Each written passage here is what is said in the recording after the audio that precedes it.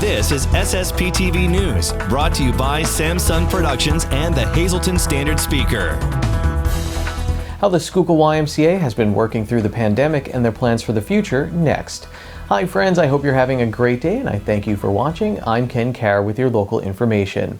YMCAs have played an important role in our community for years. I learned how to swim at the Hazleton Y and one of my birthday parties was held there. Well, like every organization, the Schuylkill YMCA has been zigging and zagging their way through the pandemic as they work to continue to be an important part of the community. Here's Janine Lassant with more.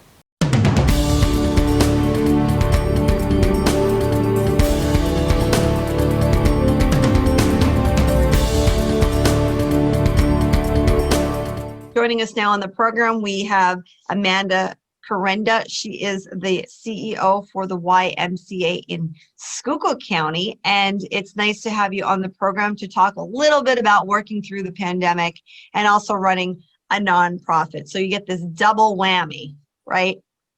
Absolutely. So a little bit about the history first of the Schuylkill YMCA. We have been in Schuylkill County for many years. In our current location, we have been here since 2009. It's the former Pottsville Armory building. So as many have said, when you're on Center Street, it's the Castle building.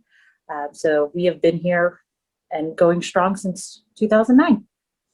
So how have you been working throughout the pandemic? Has it been challenging? It has been very challenging. We were closed with the mandate from the middle of March until almost the end of June.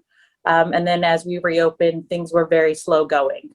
We have a lot of seniors at our facility, and most of them were afraid to come out. So we saw our numbers drop drastically.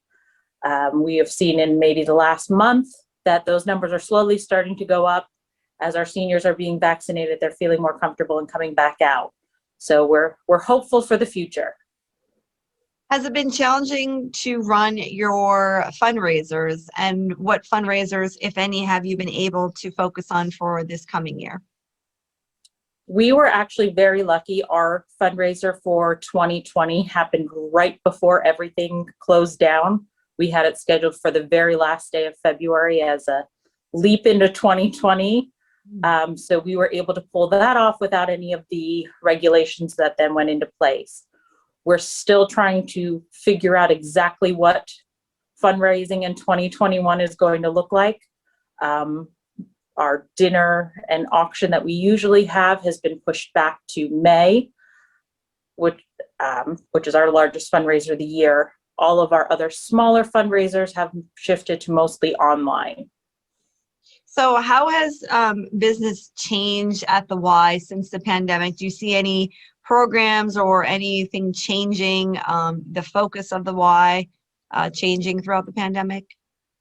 A lot of our programs have changed. We would run a lot of youth sports programs every 4 to 6 weeks, starting in September when the kids went back to school, running all the way up until summer when our summer camp would then start. We haven't run any of those this year.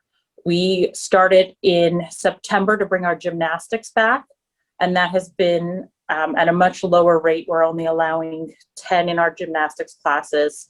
So that's almost in half of what we were doing prior.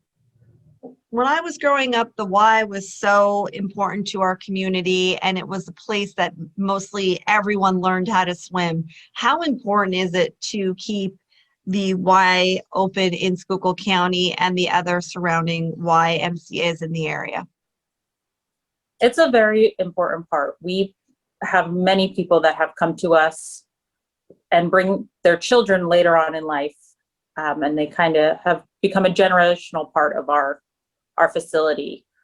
We even have some grandparents that have come in and they say, I remember when your building was over on the other street, and that's where I learned to swim, and the rules were so different back then. We had, separate entrances for the males and females and everything like that. So we definitely see there's a lot of generational ties to our Y. So in closing, what will happen? What are you planning for the future as the state opens up, we get vaccinated, we're allowed to do more things, and we return back to some normalcy. We are looking forward to being able to bring all of our youth back. We're also looking forward to the possibility of being able to hold our summer camp again this year. We're just waiting on some of those mandates that are coming down from the state level so that we can have that for parents in Schuylkill County from June through August. How do people get in touch with you if they want more information about the Y? They can find us at Facebook by looking for the Schuylkill YMCA. They can go to our website, www.schuylkillymca.org, or they can give us a call with any questions they have at 570-622-7850.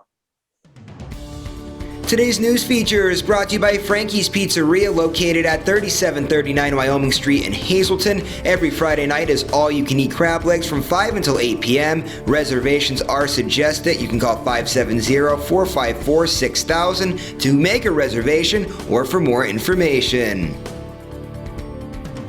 Thank you, Janine. And with the primary election coming up, here's a list of candidates running for Luzerne County Council. Chris R. Perry is an incumbent on the Republican side, and Sheila Sedman and Matthew Vow are incumbents on the Democratic side. For a full list of candidates running for office in Luzerne County, you can go to luzernecounty.org.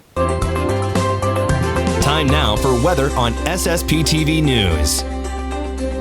Here's our forecast from the National Weather Service. On Friday, we have a slight chance of showers. It will be mostly sunny with a high in the 50s. Wind gusts as high as 22 miles per hour. Friday night is partly cloudy with a low in the 20s. Saturday is sunny with a high near 40 degrees.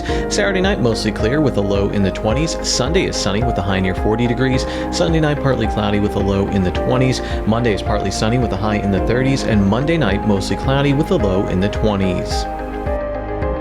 We have some cool stories to share with you coming up. Maybe 11-year-old Chef Jake will inspire you to up your game in the kitchen. And we have two stories in sports, one with a NASA flight director who's a PIAA pole vault medal winner, and we talk with a member of the Weatherly area girls basketball team about their big win over a local rival and their great finish to the season. In the SSPTV Spotlight, we find out how a chiropractor can help with headaches.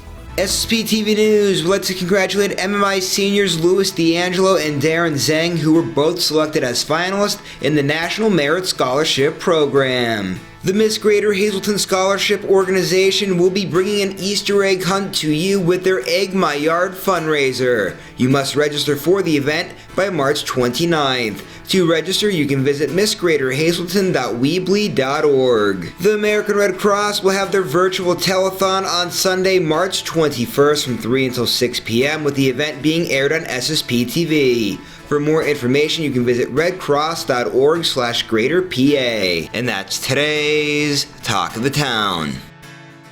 SSPTV News would like to send sincere condolences to the family and friends of these recently departed.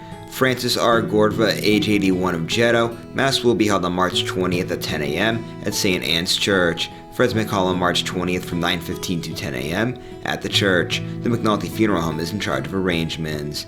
Joni Pelusic, age 87 of Hazleton. The Crofton Hughes Funeral Home will announce their arrangements.